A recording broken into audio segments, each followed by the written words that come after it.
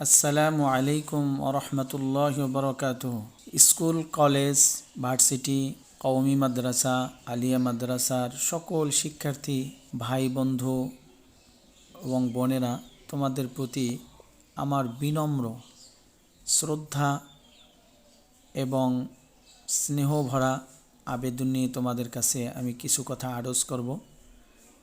মন দিয়ে শুনবে, আশা করি তোমরা উভয় জগতে লাভবান হবে।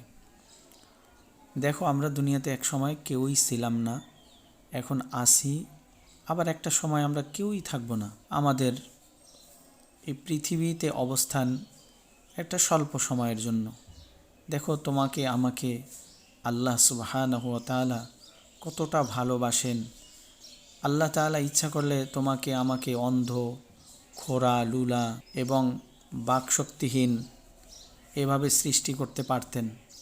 দেখো, আমাদের চোখ আছে, দেখি, কত মানুষ আছে চোখ আছে দেখে না, অনেকে কান আছে শুনে না, হাত আছে ধরতে পারে না, পা আছে চলতে পারে না। আল্লাহ তাআলা সব ঠিক রেখেছেন, কিন্তু তার মস্তিষ্ক একটু বিকৃত করে দিয়েছেন, ফলে সে আমাদের মতো জীবনযাপন করতে পারে না। সে রাস্তায় ন্যাংটা হয়ে চলে, না তার খাবারের ব্যবস্থা আছে, না তার ঘুমের কোনো জায়গা আছে, না তারকে অবস্থান করার কোনো জায়গা আছে। তার জীবনটা কেমন এক ছন্ন সারা জীবন। আল্লাহ তাআলা তোমাকে আমাকে সেরকম করতে পারতেন। তো আজকে আমাদের সামনে যে বিষয়টি আমি তোমাদের কাছে উপস্থাপন করতে চাই, সেটা হলো এই সামনেই আসতেছে 14ই ফেব্রুয়ারি, বিশ্ব ভালোবাসা দিবস। দেখো, আল্লাহ সুবহানাহু ওয়া তাআলা ভালোবাসাকে একটা পবিত্র জিনিস করেছেন। ভালোবাসা, মায়া, মমতা, ভালোবাসা এটা খুব ভালো জিনিস, কিন্তু এটার একটা কি রয়েছে, সীমারেখা রয়েছে। ভালোবাসা হালাল ও হারামের মধ্যে সীমা রাখা উচিত। আল্লাহ তাআলা বলেন, আর তোমরা ব্যভিচারের নিকটেও যেও না, নিশ্চয়ই এটি অশ্লীল কাজ ও নিকৃষ্ট পথ। সূরা আল ইসরার 32 নম্বর আয়াতে আল্লাহ কথা বলেন। দেখো, প্রকৃত ভালোবাসা সেই যা আল্লাহর সন্তুষ্টির জন্য হয়। বিয়ের আগে ছেলে মেয়েদের মধ্যে প্রেম ভালোবাসা এটা হারাম ও ধ্বংসাত্মক জিনিস। প্রেমের নামে শয়তানের ধোকায় পা দিও না। রাসূলুল্লাহ সাল্লাল্লাহু আলাইহি ওয়াসাল্লাম বলেছেন, যখন একজন পুরুষ ও এক নারী নির্জনে মিলিত হয়, তখন তাদের মধ্যে তৃতীয় জন শয়তান হয়। হাদিসটি ইমাম তিরমিজি রহমাতুল্লাহ আলাইহি উল্লেখ করেন। হাদিস নম্বর হলো 2165। দেখো, ভালোবাসা দিবসের নামে ছেলে মেয়েদের মধ্যে অবৈধ সম্পর্ক গড়ে ওঠে, যা শয়তানের একটি ধোঁকা। এটি ঈমান ও চরিত্র নষ্ট করে দেয়। হারাম প্রেম শেষ পর্যন্ত দুঃখ ও অনুশোচনার কারণ হয়। আল্লাহ তাআলা বলেন, যারা আল্লাহর সীমা লঙ্ঘন করবে তারা দুঃখজনক পরিণতির শিকার হবে। আল্লাহ তাআলা এই কথাটি সূরা তলাকের মধ্যে 1 নম্বর আয়াতে বলেছেন। প্রিয় ভাই ও বোনেরা, ভালোবাসা দিবসে অস্থায়ী সম্পর্ক তৈরি হয়, যা পরে দুঃখ, অশান্তি ও পাপের কারণ হয়। আসল ভালোবাসা হচ্ছে পবিত্র হালাল পথে। প্রকৃত ভালোবাসা আল্লাহ ও তার রসুলের জন্য হওয়া উচিত। রাসূল সাল্লাল্লাহু আলাইহি ওয়াসাল্লাম বলেছেন, 3টি জিনিস যার মধ্যে থাকবে সে ঈমানের স্বাদ পাবে। 1, আল্লাহ ও তার রসুলকে সব কিছুর চেয়ে বেশি ভালোবাসা। 2, কাউকে কেবল আল্লাহর জন্যই ভালোবাসা। 3, কুফরির দিকে ফিরে যাওয়াকে আগুনে পড়ার মতো অপছন্দ করা।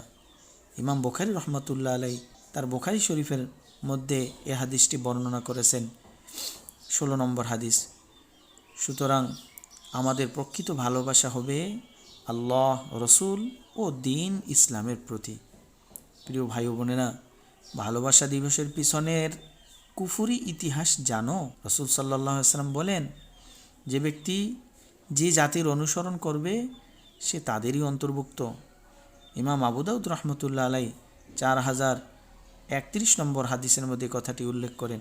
প্রিয় ভাই বোনেরা, ভালোবাসা দিবস আসলে খ্রিস্টানদের সংস্কৃতি, যার সঙ্গে ইসলামের কোনো সম্পর্ক নেই। মুসলমানদের উচিত নিজেদের পরিচয় ধরে রাখা। প্রিয় ভাই ও বোনেরা, আমাদের জন্য করণীয়, 1, আল্লাহ তাআলার পথে চলো, পবিত্র জীবন গড়ো। 2, নিজের চরিত্র ও সময়কে নষ্ট করো না, বরং দ্বীন শিখো ও নেক আমল করো।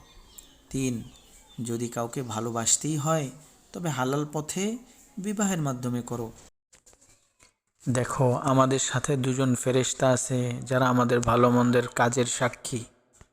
আমাদের হাত পা, চোখ কান, সকল অঙ্গ প্রত্যঙ্গ আমার বিপক্ষে সাক্ষী দিবে, আমার কৃতকর্মের সাক্ষী দিবে। আসমান জমিন সাক্ষী দিবে। যেখানে বসে আমি আল্লাহ তাআলার নাফরমানি অন্যায় করতেছি, সেই স্থান, আসমান জমিন, সমস্ত প্রাণী যারা আমাদের সেই অন্যায় করতে দেখেছে তারা সকলেই সাক্ষী দেবে। আমি কোথায় পালাবো? কে আমাকে রক্ষা করবে?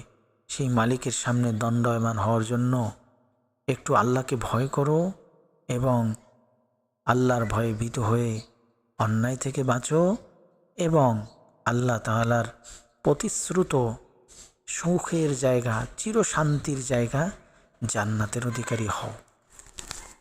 আল্লাহ তাআলা আমাদের সবাইকে হারাম ভালোবাসা থেকে হেফাজত করুন এবং হালাল ভালোবাসা ও বরকতময় দাম্পত্য জীবন দান করুন। আমিন। ওয়া আখির দাওয়ানা আনিল হামদুলিল্লাহি রাব্বিল আলামিন। আসসালামু আলাইকুম ওয়া রাহমাতুল্লাহি ওয়া বারাকাতুহু।